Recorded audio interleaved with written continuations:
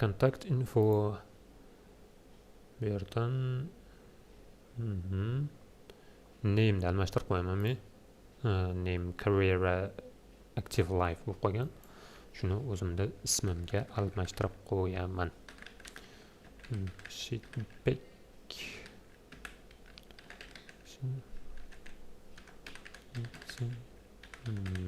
Deb yozib qo'ysam bo'laversa kerak menimcha.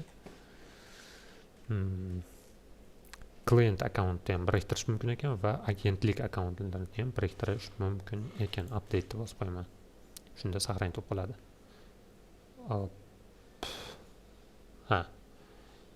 Your name changes request under review. Your request will be processed within 48 hours. Please review it.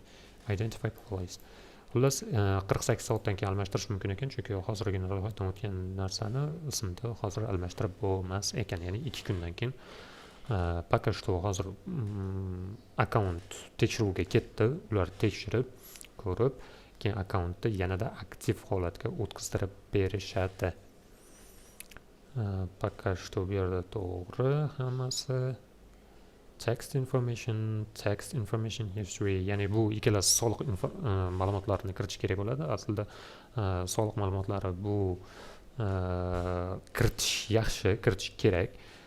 Chunki agar kiritmasangiz sizdan Amerikani soliq qonunchiligi bo'yicha siz ishlagan summadan soliq olib qolinadi. Shuning uchun O'zbekiston soliq ma'lumotlarini ham kiritsa bo'ladi bu yerda. My profile bo'limi. Bu yerda o'sha haligi jarayon, yutuqlar, boshqa balobatlar va shunday narsa. Qaytaman orqaga. Keyin profile setting, ya'ni profildagi o'sha settinglar, buni ham to'g'irladik. Get paid, ya'ni to'lovni olish usullari. Get paid now.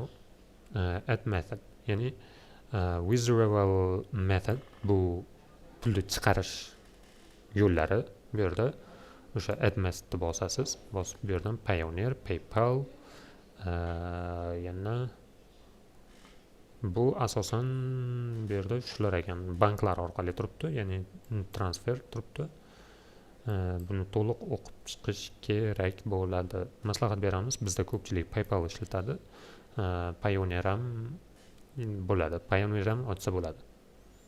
Agar kimgadir qiziq bo'ladigan bo'lsa, Payoneer yoki PayPal haqida video chiqarish kerak bo'lsa, bemalol uni ham tayyorlab, qanday qilib bu yerdan akkaunt ochadi, qanaqa qilib uni o'sha saytlarga ulash mumkin. Xullas, shu narsalar haqida ham bemalol yana bitta video chiqarishim mumkin. Buning uchun esa sizlar kommentda o'z fikrlaringizni yozib qoldirishingiz kerak bo'ladi.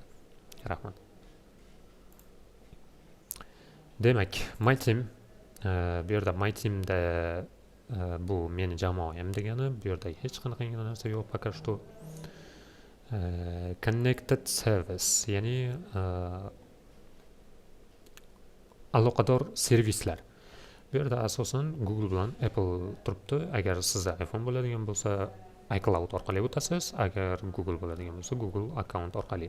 Disconnect bo'lsangiz, ulanish, ya'ni соединение bo'lish yo'qolib qoladi. Men bosmayman, chunki Google account orqali ro'yxatdan o'tganman. Password, bu yerda asosan o'sha nima turadi? Parol turadi. Notification setting. Bu yerda asosan sizga keladigan xabarlarni kuzatib borishingiz mumkin. Va bu yerdan o'sha o'zingizga kerakli yoki keraksizini belgilab chiqsangiz bo'ladi. Kimlar sizga xabar yuborishi mumkin va kimlar xabar yubormasliklari mumkin. Buni o'zingiz ko'rib chiqsangiz bo'ladi. Hop, xullas, akkauntimiz tayyor bo'ldi. Endi biz hozir baribir nima qila olmaymiz?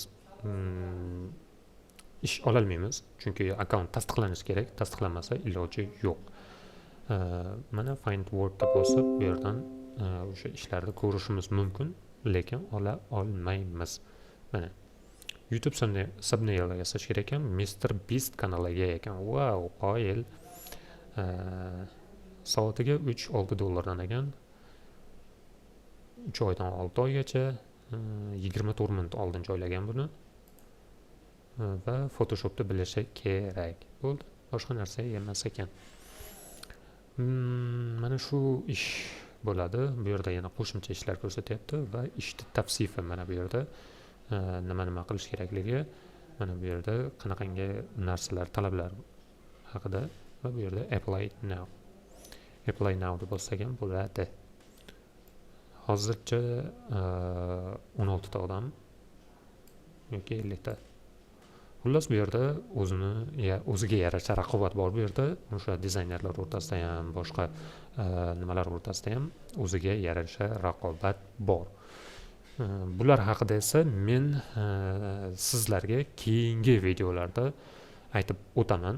Uni qanday qilib topshirish kerak, qanaqa qilish kerakligi haqida keyingi videolarda albatta aytib o'taman. Keyingi videolarda ko'rishguncha